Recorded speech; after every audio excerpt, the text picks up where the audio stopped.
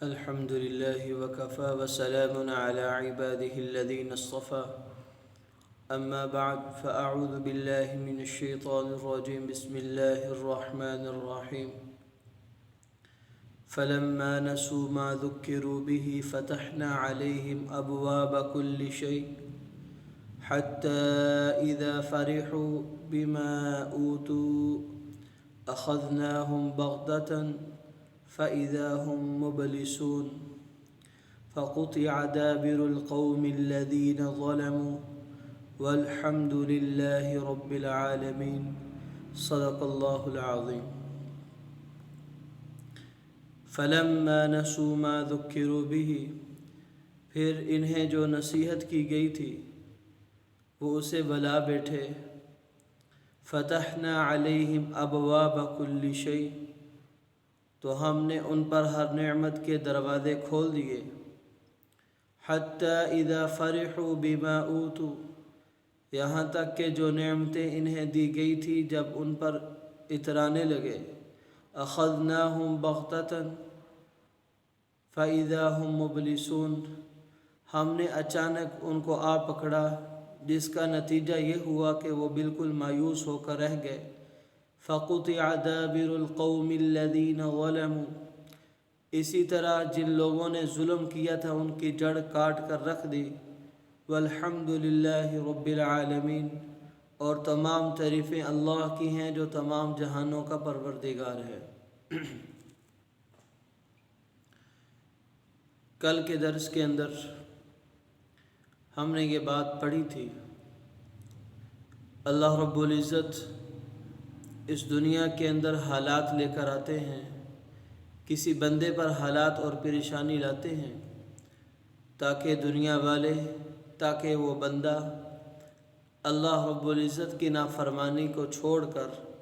اللہ کی فرما برداری پر آ جائے۔ ایک طریقہ بندے کو سمجھانے کا یہ ہوتا ہے۔ آج کے درس میں بھی اللہ رب العزت نے ایک اور انداز سے سمجھانا چاہا، وہ اس طرح سے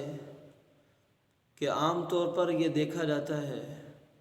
اور یہ سمجھا جاتا ہے جس بندے پر اللہ رب العزت راضی ہیں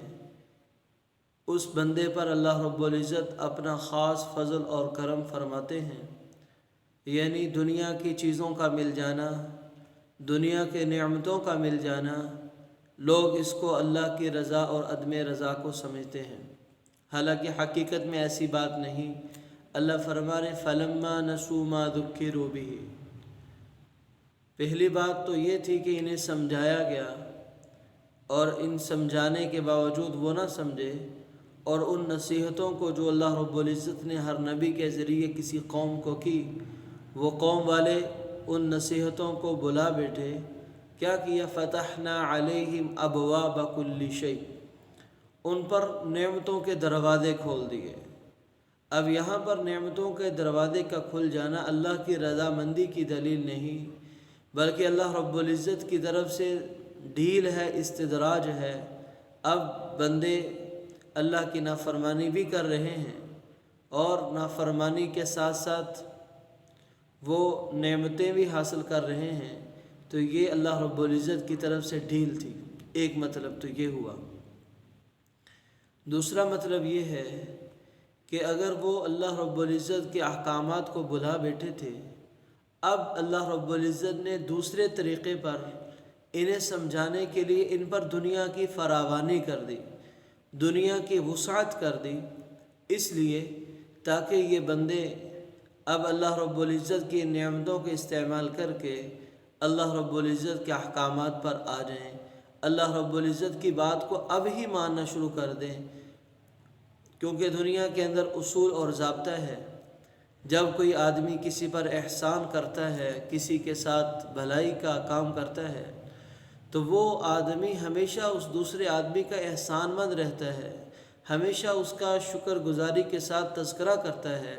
تو اللہ رب العزت نے باوجود وہ اللہ رب العزت کی نافرمانی میں لگے، اللہ رب العزت کی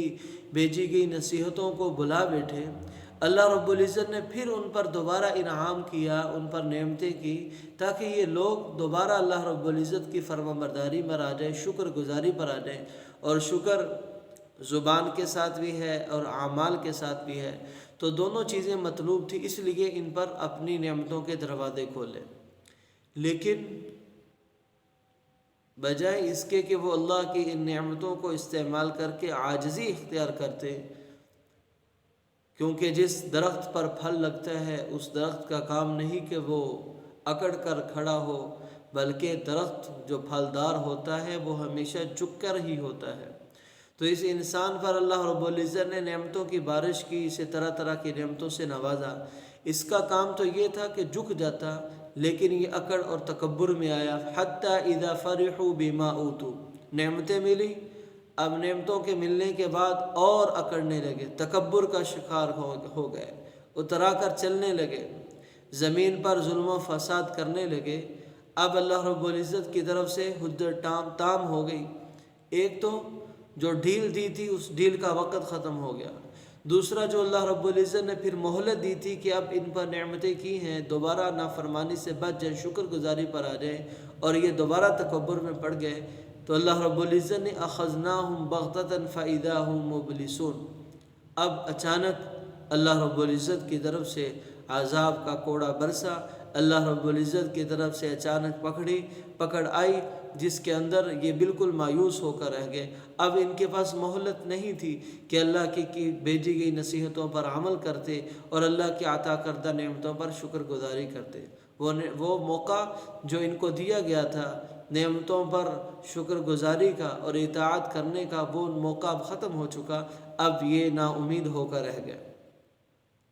جب ان پر عذاب آیا، فَقُطِعَ دَابِرُ الْقَوْمِ الَّذِينَ ظَلَمُوا، ان کو جڑ سے کاٹ کر رکھ دیا، ان کو بالکل ختم کر دیا، دنیا سے ان کا نام و نشان ختم کر دیا بالکل، اور ان کا قصہ کہانی بن کر رہ گئے۔ تو اب اللہ فرمانے وَالْحَمْدُ لِلَّهِ رَبِّ الْعَالَمِينَ، ان ظالم قوموں پر جو اللہ کا عذاب آیا ہے اس پر بھی تم اللہ کا شکر ادا کرو، یعنی جو موجود ہیں جن پر اللہ کا عذاب نہیں آیا، یا وہ لوگ جو اللہ کی فرما برداری پر لگے ہوئے ہیں، انہیں اللہ رب العزت فرما رہے الحمدللہ رب العالمین، اس لیے کہ جب کوئی قوم یا کوئی انسان نافرمانی کرتا ہے، اس کی اس نافرمانی کا وبال صرف اسی کی ذات پر نہیں رہتا کہ یہ نافرمان ہے، اس پر دنیا میں مصائب آئیں گے، یہ نافرمان ہے اس کی قبر تاریخ ہوگی، یہ نافرمان ہے اس کا حشر برا ہوگا، نہیں، بلکہ اس کا وبال دنیا کے اندر بسنے والے تمام جانداروں پر پڑتا ہے۔ ایک انسان کی نافرمانی، ایک قوم کی نافرمانی کی وجہ سے اللہ رب العزت کی طرف سے رحمت کے دروازے بند کر دیے جاتے ہیں۔ اب اس رحمت سے جو لوگ محروم ہوئے وہ فرما بردار بھی ہیں، وہ باقی جاندار بھی ہیں۔ ایسے ہی اللہ رب العزت کی طرف سے جب عذاب کا کوڑا ان پر برسایا گیا تو اس میں تمام مخلوق لپیٹ میں آ گئی۔ یہ الگ بات ہے کہ قیامت میں ان کے ساتھ معاملہ کیا جائے گا مجرموں والا اور دوسروں کے ساتھ دوستوں والا، لیکن دنیا کے اندر تو ان کی نافرمانی، اگر یہ زندہ رہتے تو ان کی نافرمانی کا وبال تمام مخلوق کو بھگتنا پڑنا تھا۔ اس لیے اب اللہ رب العزت نے اپنی اس دھرتی کو پاک صاف کر دیا اور ان کے وبال سے دوسرے لوگوں کو بچا لیا۔ اب اللہ رب العزت فرمان الحمدللہ رب العالمین، یعنی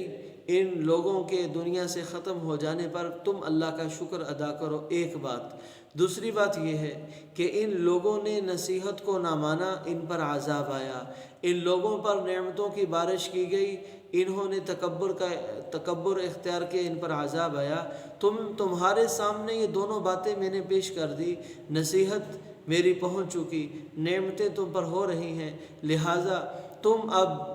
سمجھداری سے عقل مندی کا کام کرو، اپنی عقل سے کام لو، تاکہ تم میری نصیحتوں کو نہ بلاؤ، تاکہ تم میری نعمتوں پر تکبر کا شکار نہ ہو، بلکہ نصیحتوں پر عمل کرو اور نعمتوں پر شکر ادا کرو۔ والحمدللہ رب العالمین، اور جو میں نے تم تک یہ پیغام پہنچا دیا اس پر میرا شکر ادا کرو۔ یہ ہے مختصر تفسیر۔ اللہ رب العزت ہمیں اپنی آیات پر عمل کرنے کی توفیق عطا فرمائے۔